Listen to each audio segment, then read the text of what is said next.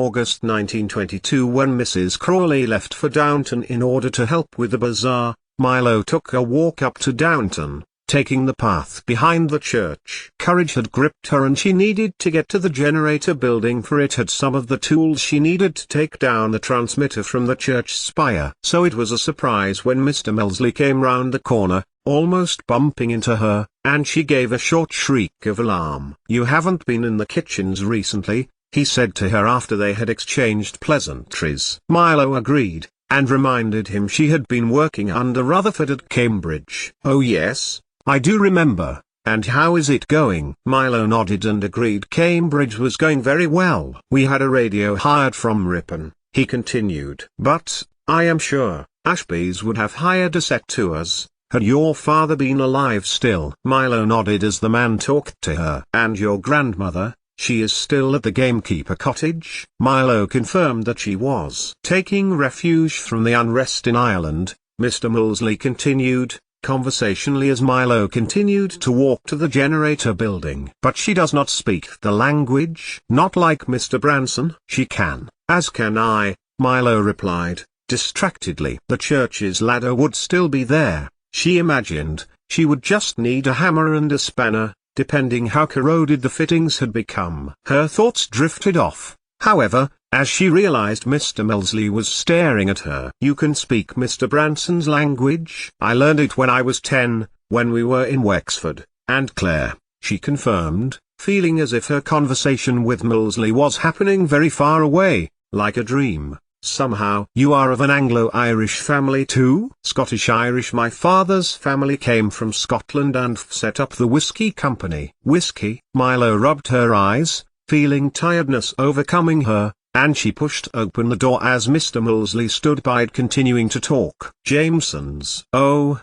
those Jamesons!" Melsley exclaimed, as Milo found what she was looking for and brought them out. Then, Milo felt her mind come to the fore. "Mr. Melsley, can I tell you something?" "I'd tell Thomas, but he's angry with me." "When I see him I will tell him," he told her, seriously. "No, please don't." "I wanted to know what you thought." Milo sighed, the admission hard to make. "I saw a dress hanging up in a wardrobe and I tried it on. It was one Lady Sybil's." But she broke off when she saw Mr. Melsley's look of outrage. No wonder he was angry. "I'm angry with you, me Lucina," he told her. "You mustn't touch things that are yours." "Why?" she asked, with genuine astonishment. "It wasn't being used. It is just linen cloth, food for the moths." Milo hung her head. "Mr. Branson was angry with me." But Melsley shook his head. "Listen. He loved Lady Sybil. He wanted nothing more than to be with her, and her clothes remind him of her. To mess them up messes up with his memory of her. Do you see?" But Milo did not see, and she said nothing. "For someone so intelligent, there are some things I am amazed you don't understand," said Mr. Melsley, kindly. And Thomas's words came to her head now. "You can't behave like that, try harder." "Would you come in? I have a job for you, if you would manage it." "The servants are all out at the front helping with the bazaar." And at once, Milo heard the distant hubbub of people working far away. It wouldn't hurt, for Mr. Melsley. He took her through the servants' dining room, and into the workroom where the shoes were cleaned. Under a cloth was a sewing machine. "It belongs to Miss Baxter," Mr. Melsley explained. "She hasn't been able to use it. She says it's skipping. Would you take a look?" It was a matter of minutes until the machine was working correctly again. There was something wrong with the tension, and so she took a lot of it apart and gave it a good oil before reassembling it, and then tried out a test line from a scrap of cotton that lay on the floor near where it had come from. Milo then looked at the spinner, a fan-like device over a tub which could be plugged in, and washing could be rotated at high speed to get rid of most of the water. She assembled it, and tested it, fixing the rattling that she assumed Mrs. Batemore had used as an excuse to ensure it wasn't used. Voices came through from the passageway, and nudged Milo out of her dream, and she took up her spanner and hammer. "Thank you, Miss Ashby," Mr. Melsley said, before showing her to the back door. She stepped through it just as Mrs. Patmore, Mrs. Hughes, Ivy and Daisy came along it. She avoided, too, the next caller who came to the door, paused, and then knocked. "I'll get it," boomed Mr. Carson, stepping past Mr. Millsley. "Who is it you just saw out?" But Mr. Millsley did not get a chance to reply, for Carson's face had changed from his usual stern efficiency to one of enraged displeasure. "No, you may," he began. "Now hold on a minute." The figure slipped past him and into the dining room. Mrs. Hughes looked up, narrowing her eyes when she saw who it was. "Well, I never thought you'd darken our doors again," the Downton housekeeper told Edna Braithwaite, who was standing meekly before her. "Come with me, Miss Braithwaite, and we can talk privately, if there is something you have come for." Daisy looked at Mrs. Patmore. "It's all so strange, isn't it?" Daisy began to arrange the sandwiches onto the long platters that would be going up and outside for the luncheon. "What is for Mr. Barrow to go tearing off like that, after just got back from America with his lordship?" "Oh, for heaven's sake," Mrs. Hughes said, on her way to her sitting room. She turned back to look at her. "It is young me Lucina Ashby," she told her. "She's gone missing." "Missing? Missing?" echoed Mr. Millsley. But he looked towards the door. She had been standing right next to him no less than 5 minutes before. "That's it, Mr. Millsley," said Mrs. Patmore. "Take these sandwiches up, will ye?" So Mrs. Hughes stood with her hands on her hips.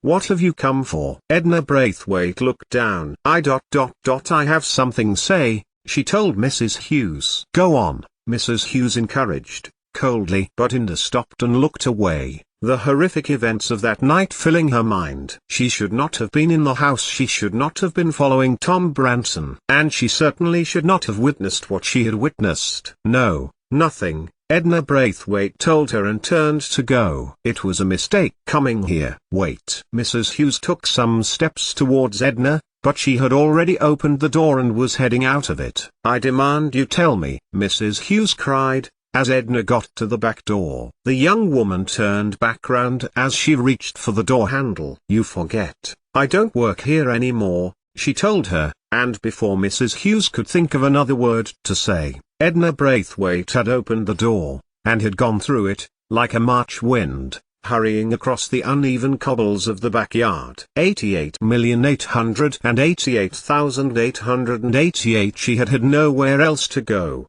effectively. When she left the post office, Crawley House was the only invitation which she could take. She had put her bag down in the hall, and Mrs. Crawley came to see her. She stared at Milo, amazed, before welcoming her in. "Wash, stay," she told Milo. "I am up at the Abbey today, helping at Lady Cora's bazaar. Will you be all right here?" Mrs. Hughes took the liberty of sending any of your remaining belongings to me when she learned of my offer to you. "Come," she encouraged, when Milo had not moved. "You will feel better." And Milo had, being washed and changed, and the bath water had gone as far as to cleanse her mind. It was very clear now what she needed to do. And while Milo bathed, Mrs. Crawley made 2 calls, one to Lord Grantham, who was relieved and told her he would call Cambridge, and the second to Dr. Clarkson. "Please come," Mrs. Crawley implored. "I don't want to say over the telephone, but I have a suspicion about something." "Call it an old nurse's hunch." Milo was reading when Mrs. Crawley looked in on her. Dr. Clarkson beamed her. "I am worried,"